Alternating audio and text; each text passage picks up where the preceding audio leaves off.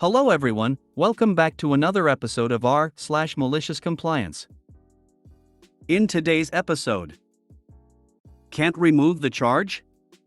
Well, I'll just use it then. Just get one donut, they said, we only need one. Didn't specify the size. You can't read your newspaper in work time. My best ever malicious compliance. Before we get started, make sure to subscribe so you will never miss a video. So let's get started. Can't remove the charge? Well, I'll just use it then. In the early 2000s, when I first moved out on my own, I rented from a complex that charged you for assigned parking. It was an upcharge of $25 a month. If you didn't get assigned parking, you would have to fight for a space on the street. My apartment was in the back of the complex and I was getting over a recent knee and ankle injury, so I opted for paid parking that was relatively close to my front door. My car was a junker, 3 years older than I am, but it ran semi-okay and the heater worked. As a newly minted adult, I was happy to have it. About 3 months into my lease, my car went to the great scrap heap in the sky.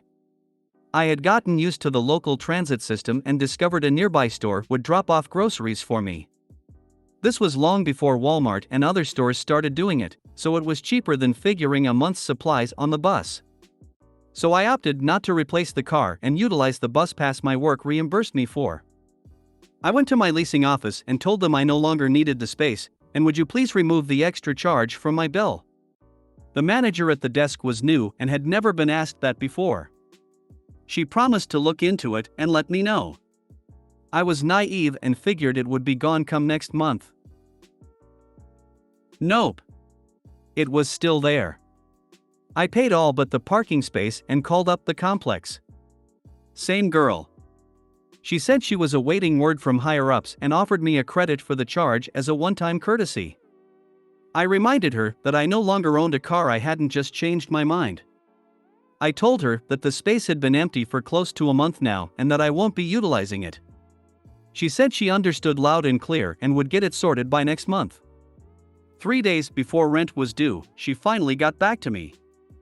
Apparently, it was in my lease and couldn't be removed without breaking the lease and signing a new one. Even if I didn't move out, the lease breaking and initiation fees would be charged to me, and my rent would go up to the new current market value. This would be over $1,000, so not an option for someone freshly on their own. I kept the parking space on the lease. 3 weeks later, I was reviewing my lease to get the phone number for maintenance, and noticed the clause for the parking space. Essentially, I could park a motorcycle, scooter such as Vespa, car, truck, SUV, or trailer in the space. Gears were turning. For me to be in compliance, I had to have wheels on anything parked in my space. So I went to my local version of Craigslist and found a wheeled container similar to a shipping container. It wasn't cheap, but it was worth every cent. The complex offered storage sheds at an upcharge too. Being fresh out of high school, I didn't have much to store. My neighbor, though, did. I threw a lock on the unit and offered it to my neighbor for half the cost of a shed, $35 a month. He was able to move his stuff out of his storage unit where he was paying over $100 a month, and the container was available 24/7/365. He was happy for the arrangement and paid several months in advance.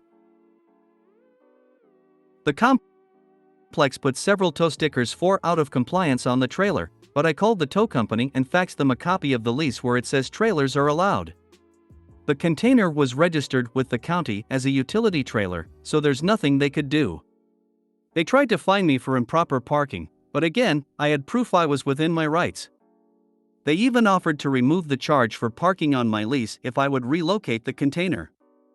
With what my neighbor was paying, I could cover my water bill every month, so I declined. I stayed 18 months and sold the trailer to my neighbor when I moved out. He had to rent a car to relocate it to his assigned space, but he said it was worth the couple hundred he paid. He ended up saving over $1,000 a year renting from me. Other neighbors even started bringing in their own containers too, even if it meant getting a second space. Sheds were being vacated at such a large volume, the complex tried to give them away at 6 months free. Few took them up on it. The complex amended the new leases to exclude trailers, but could do nothing about those that already had them in the spot. Instead of moving out and giving notice, renters would reassign their lease to new people so they could be grandfathered into the trailer clause. I drove by the facility 2 years or so after I moved out, going to a friend's for Thanksgiving. The complex had been sold to a new owner and changed their name. But wouldn't you know, there were still about a dozen wheeled shipping containers parked in the lot. Added as there's some confusion and people are fighting. The trailer was small. Think of 4 dog kennels in a 2x2 configuration. You could fit a table and chairs in there, but you'd scape the ceiling. It was in rough shape. This was back when the dollar store, not Dollar Tree, sold spray paint, and I took care of repainting it myself. I negotiated drop-off to the complex from the seller, and with the spray paint and delivery, I think I was out like $700. Keep in mind, this is not the massive 40-foot trailer picture I posted a few times as a reference. It's that style of trailer. Registering the trailer was super duper cheap, like around $30 and possibly even less. When I sold it to my neighbor, I got $300 or so for it. I took a loss, but without a car, I didn't want it, and he approached me first when he found out I was moving. There were a number of colleges and universities near where I rented. Most leases banned subleasing, but lease changeovers were commonplace. You go to the complex and tell management, "I'm done renting here," but instead of breaking the lease, my friend is going to do the rest of my term. You usually didn't get the deposit back as it stayed with the new renter, but you didn't an exorbitant pay a lease break fine. It also kept the apartment seamlessly occupied, without tenant gaps, which most places needed. If they sold the trailer to the next guy or to their neighbor, I am uncertain. I wasn't privy to those decisions. All I know is 2 years later, they were no longer XYZ Complex, but under a different name, and a dozen or so trailers still remained. As for the 18 months I stayed, 1 year in a lease, 6 months at month-to-month. In my state, addendums to leases require you to enter into a new leasing term, and that was not gonna happen. IDR if they charged a month-to-month fee if I didn't renew my lease, as it was close to 20 years ago. I've been month-to-month for 3 years at the place I have been living for 4. Some places charge 1, some don't. Rent can still go up, but changes to the lease that are substantial cannot take place unless I sign a new lease agreement. I have had to look up laws and advocate for myself a lot because of BS like this. The tow company was mom and pop. They were not predatory, and I knew that multiple illegal tows could get their license pulled. The minute that first tow sign went up, I was practically shoving my paperwork down their face. No way that could play the ignorance card after that. They still exist to this day and now have multiple locations. In fact, they are the assigned tower for my current complex too, ironically. Finally, storage sheds or units are required by my state to be month-to-month. It's a state law that goes back to at least the 1980s, and I have had to memorize a lot of laws regarding storage for my job.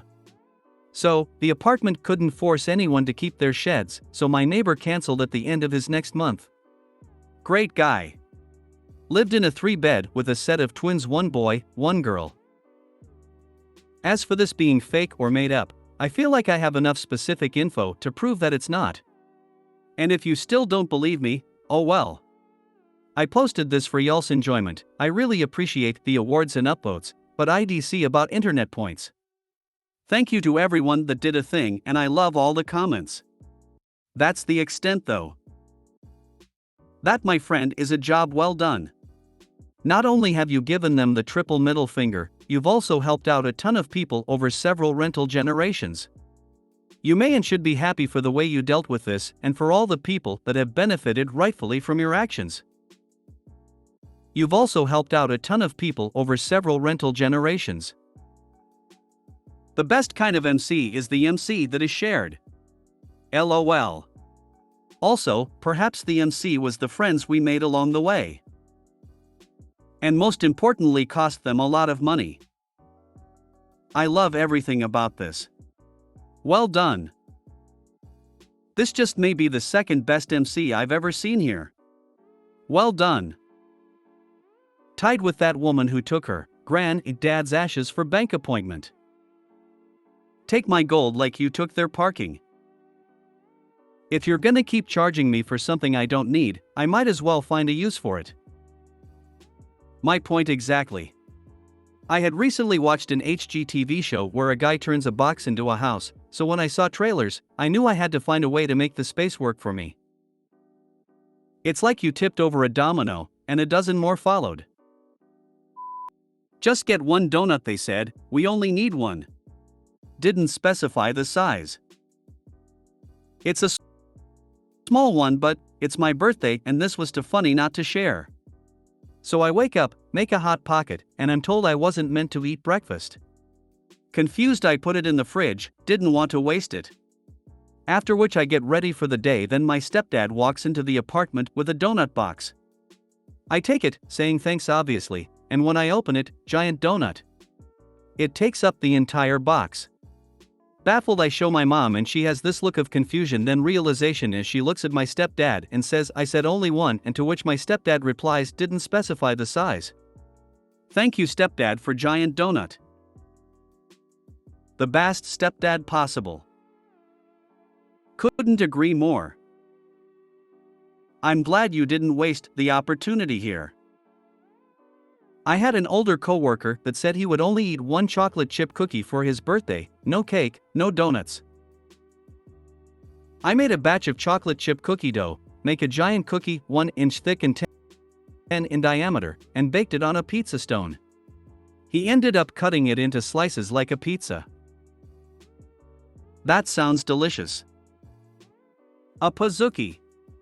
They sell them at BJ's in a cast iron skillet.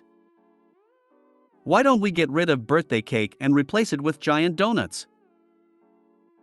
P.S. I don't work for any donut shops, but just love a good donut. P.P.S. Happy birthday. I don't understand why birthday pie isn't a thing, as pie is nearly always superior to cake.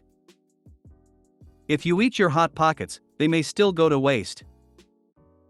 Why does your mom get to decide how many donuts you get on your birthday? You can't read your newspaper in work time. My best ever malicious compliance. Years ago, I was the systems supervisor at a university-based group. It was a joint group with the administration board and budget coming from university libraries around England and Wales. It was a cutting-edge network to each of the university's libraries, did their book dispensing and receipt, and also did the cataloging, which is quite complex. The catalog entry processing and various other batch processes ran automatically overnight, and the system had to be up and running for 8 a.m. when the libraries opened their doors. Before that could happen, the printouts from the overnight runs needed to be taken off the printer, and the stack of line print paper logs had to be gone through to ensure no failures occurred. Only then could the computer be rebooted into online mode for the libraries. Checking the stack of line printed logs took about an hour. So my practice was to arrive an hour early for work, go through the printouts, then I would restart the computer, and while that process was going on would get a cup of coffee and sit down to read the news headlines and drink my coffee, maybe a 10-minute break time. Enter my boss, who, for a university-educated manager of a university group, had the personality of a mid-19th century mill owner. Rude, arrogant, and entitled were just a few words to describe him. We has clashed a few times previous to this, but this was a real kicker. He came in and saw me reading a newspaper and drinking coffee at 8:05 a.m. and, not letting me explain, he gave me a good talking to and told me he didn't expect to see me doing this again. Next day I came to work at 8 a.m. on the dot. Then got the printout pile and started working through it, normal pace, no need to dawdle. The libraries were already getting frustrated before I even started the checking process. But they didn't call us, they called him at home. He rushes in at 8:30 demanding to know why the computer wasn't up and available for the libraries yet. I told him, because the overnight logs need to be checked for failures first, and that takes almost an hour. He said, we have been running on this machine for a year, why has this not been a problem before? I looked deadpan at him and replied because until yesterday I had been giving the group an unpaid hour of my time to enable the computer to be available to the libraries at 8 a.m. As my efforts were not only ignored but treated with such anger yesterday, I have started working to rule on this now. The computer will never be restarted to online mode until these printouts are checked, and that will not start till 8 a.m. He said I can come in early myself and check them. I said not if you don't want a countrywide university workers strike you won't. Unions can be useful in some circumstances. Standoff for the next 2 days, followed by the deputy coming in to see me and asking me to a meeting with a group board member, an aged professor, who had come to get this fixed. Boss went away, deputy, a much better person, got promoted, I got a promotion plus pay rise and asked to change my start time to 7 a.m. Problem solved and everybody was happy, including the board who had had their own problems with the now ex-boss and were pleased that I had given them chance to remove him. Great MC example. Very inspiring, thank you. Agreed. Let every person be quick to listen, slow to speak, slow to anger. You'd think that in a university environment he might have run into that phrase sometime in his life. At least he was in the right place to learn. Who comes in an hour early to work for free? People who enjoy their jobs, feel a sense of purpose, and feel compensated well enough. He did you a huge favor in the long run. Love it. I'm sure you got to read your paper after that. Bet your coffee tasted sweeter. The greatest part was where you doubled down. Nice work. Why would you ever come to work an hour early and work an hour for free? Your job is not your family or friends that you should do nice stuff for because of social reciprocity. If you made it to the end of the video, thanks for watching. Don't forget to like, subscribe and share, and we will see you in the next video.